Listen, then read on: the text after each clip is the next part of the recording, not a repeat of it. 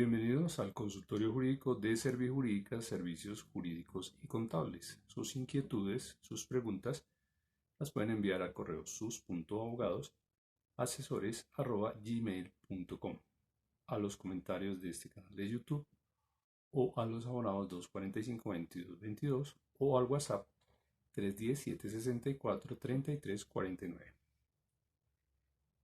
Nos pregunta el señor Alfredo Gómez de la ciudad de Bogotá. Dice en su pregunta: le presté a un amigo 20 millones de pesos y no me ha pagado, sino algunos intereses. ¿Cómo puedo recuperar el capital y los intereses que faltan? Abordamos entonces el tema del proceso ejecutivo, cuyos detalles pues mencionaremos a continuación. El proceso ejecutivo es una clase de demanda que pretende que se cobre de manera judicial una obligación que consta en un título. Este título puede ser, por ejemplo, un pagaré, una letra, un cheque, una factura. También se pretende el cumplimiento de una obligación que se había pactado o que consta en un título ejecutivo, por ejemplo, en un acuerdo de conciliación, en la sentencia de un juez, en un contrato de arrendamiento, en un contrato de compraventa, etc.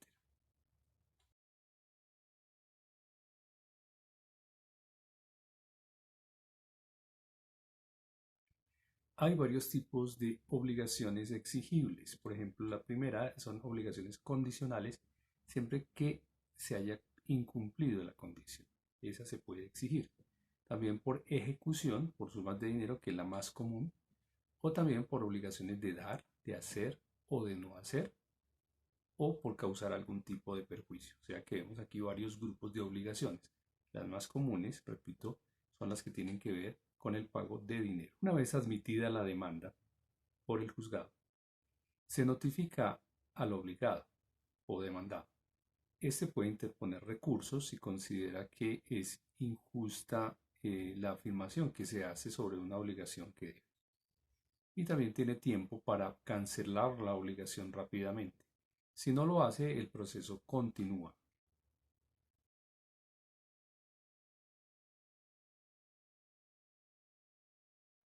Con la demanda admitida, el juez libra un mandamiento de pago en el cual le ordena al demandado que cancele esa suma de dinero. Este solamente puede proponer excepciones si considera que no es justa la petición o la orden que le da el juzgado. Ahora, si la obligación es cumplida dentro del término establecido en el mandamiento ejecutivo inicial, se procede a condenar en costas al ejecutado. Si no se cumple con el mandamiento de pago que ha emitido el juez, o si no se hubiesen propuesto las excepciones, el juez ordena seguir adelante con la ejecución.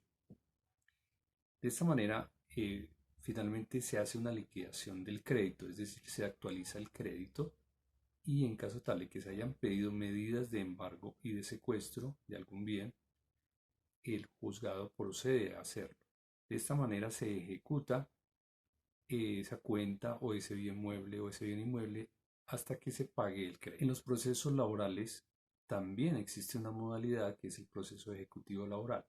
Una vez se ha surtido el proceso ordinario, cuando el fallo le ordena al empleador que cancele una suma a favor del trabajador o que haga algo y no lo hace o no cancela, se inicia este mismo proceso ejecutivo que busca embargar y rematar los bienes de ese empleador hasta que se surta la obligación principal.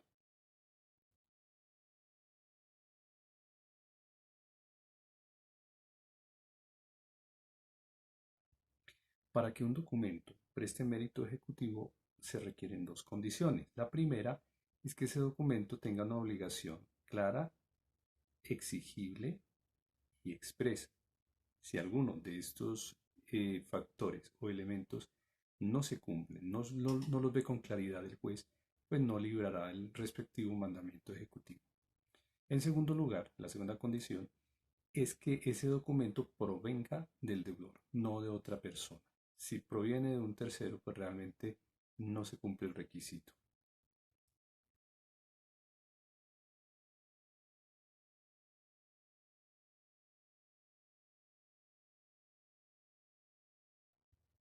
¿Cuáles son los términos de prescripción de los distintos títulos valores? Tenemos en primer lugar las letras de cambio y los pagarés que tienen 3 años contados a partir del día de su vencimiento. En el caso del cheque es diferente.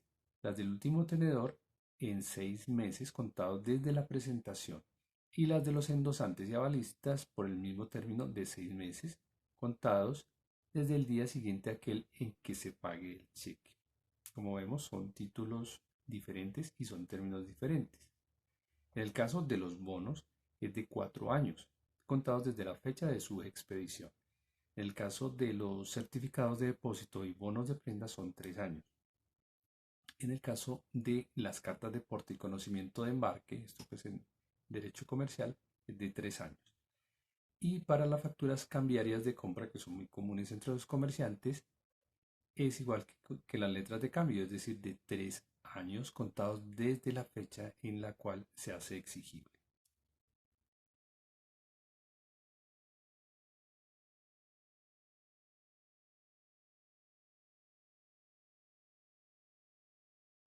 De acuerdo con el artículo 2536 del Código Civil, el término de prescripción de la acción ejecutiva es de 5 años y el de la ordinaria es de 10 años. De acuerdo con el artículo 599 del Código General del Proceso, para evitar la insolvencia del deudor, por la cual se transfiere sus bienes a nombre de otra persona, el acreedor puede solicitar el embargo y el secuestro de los bienes de este demandado o deudor. El monto o el valor de las medidas cautelares no puede exceder el doble de la deuda que se pretende cobrar, hay que tenerlo en cuenta.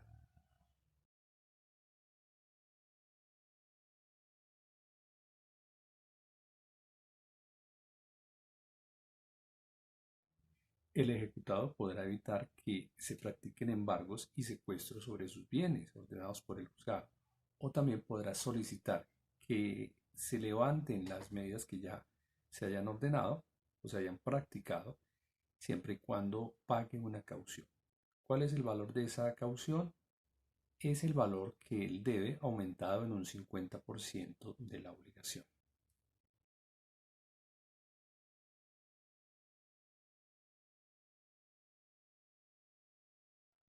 Para evitar la mala fe del acreedor cuando solicita medidas de embargo y secuestro de los bienes del deudor, éste puede solicitarle al juzgado que el acreedor o demandante cancele una caución.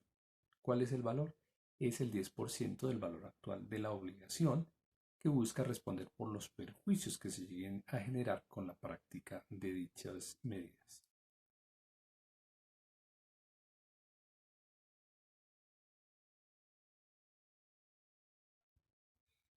Si usted requiere asesoría, si fue demandado o si quiere demandar, si quiere recuperar dineros que ha prestado, que no le quieren pagar, contacte a Servijurídicas y coméntenos su caso.